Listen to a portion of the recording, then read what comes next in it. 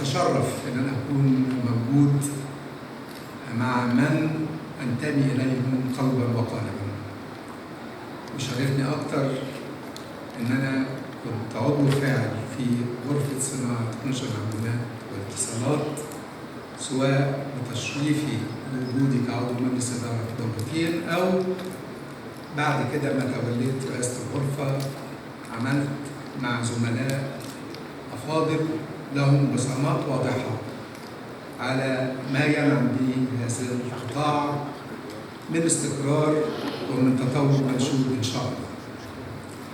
أوجه بالتحية والشكر والتقدير للغرفة لتنظيمها هذا المؤتمر اللي في حد ذاته بيمثل فكرة مبتكرة، وما أحوجنا في الظروف الصعبة اللي نمر بيها إن احنا فعلا بنفكر أفكار غير تقليدية، وبالتالي كان من نتيجتها موضوع الماتش ميكنج اللي بيتم ما بين شركات القطاع والمستفيدين في قطاع الصناعة.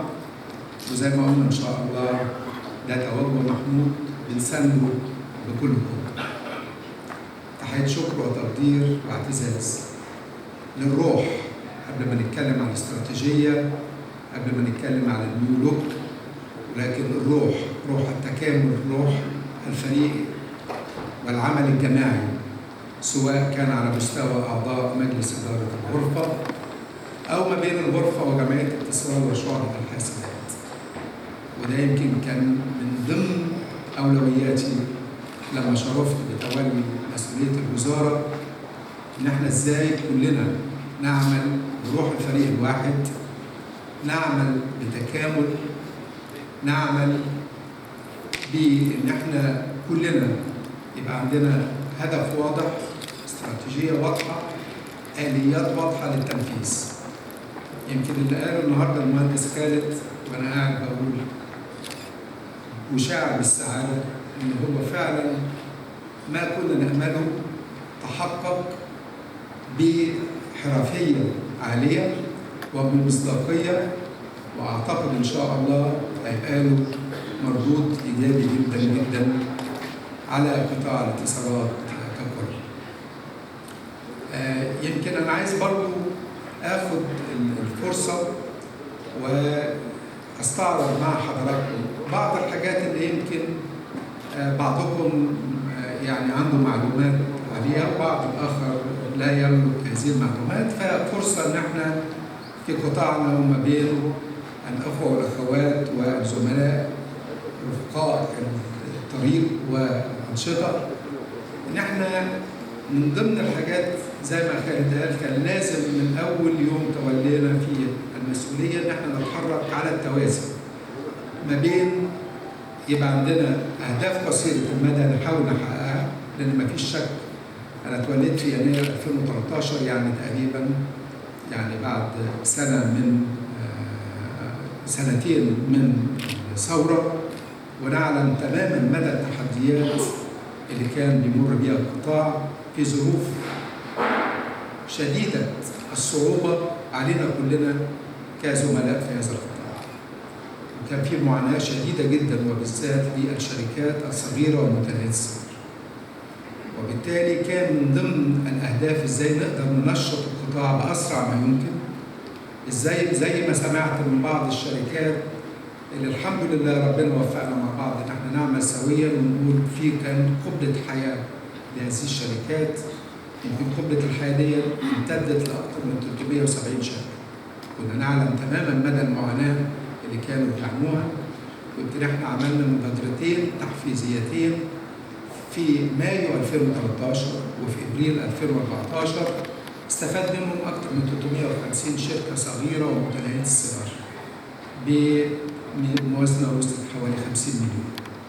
كان في شركات تعاني من مشاكل متلاحقه نتيجه عدم استطاعتها تحصيل مستحقاتها لما تم اثناء الثوره، وبالتالي امكن التواصل مع هذه الشركات وتم حل مشكلة 16 شركة من 26 شركة كان لها مستحقات مالية وصلت لحوالي 44 مليون جنيه.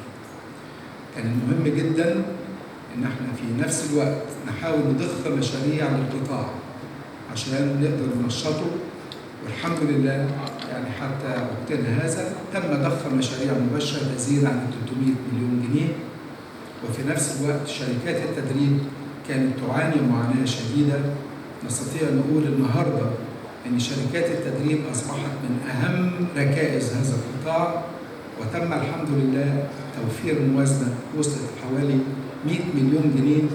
تم تدريب ما يربو على 10,000 محترف، سواء في التدريب التخصصي أو التدريب الاحترافي أو التدريب من أجل التشغيل في محافظات مصر المختلفة.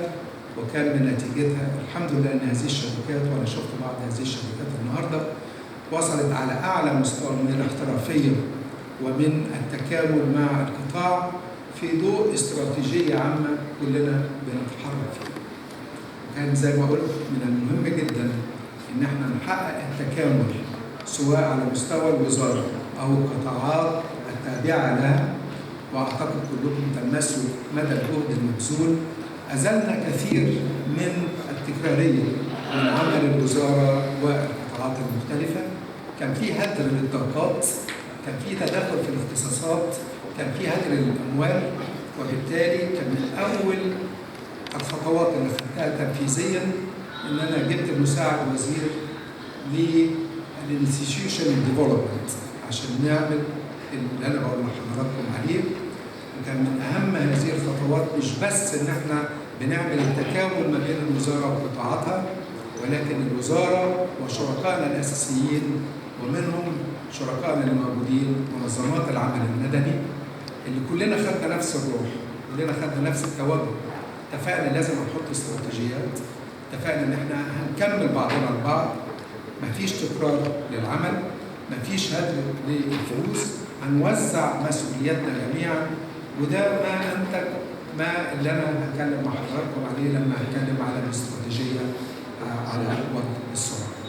ولكن استكمالا للمبادرات كان مهم جدا إن احنا نكمل دعمنا للشركات اللي هي بتصدر للأسواق الخارجية، والحمد لله بترتفع على فكرة من سنة لسنة.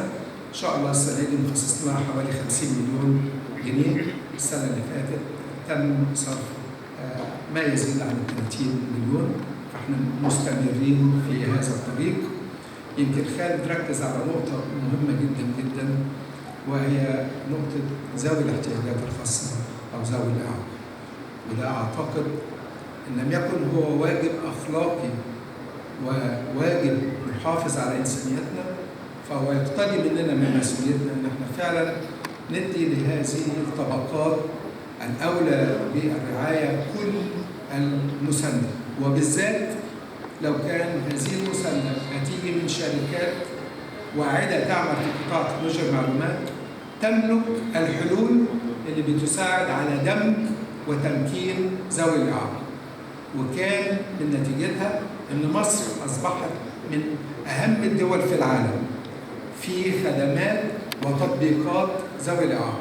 ساندتنا الشركات، ركزنا، عملنا 3 مؤتمرات عالمية دولية حضرها ممثلي المنظمات العالمية، وفي نفس الوقت حضرها ممثلي الأمم المتحدة والاتحاد الأوروبي والITU وكل المنظمات الأخرى. وكان من نتيجتها إن شاء الله إن مصر هتبقى أول دولة في العالم يتعمل فيها مركز إقليمي لذوي الإعاقة لتطبيقات ذوي الإعاقة بالاعتماد على تكنولوجيا المعلومات والاتصالات، ويكون مقرها مصر من 6 مناطق في العالم، بس هنبدأ بمصر نتيجة تعاون ما بين الITU وما بين الاتحاد الأوروبي وما بين وزراء الاتصالات العرب اللي خدنا فيه هذا القرار، وإن شاء الله يكون مكان مصر. فهناك من الآليات وهناك من الأنشطة اللي كان مهم جدا زي ما بقول لها انعكاس سريع وإيجابي.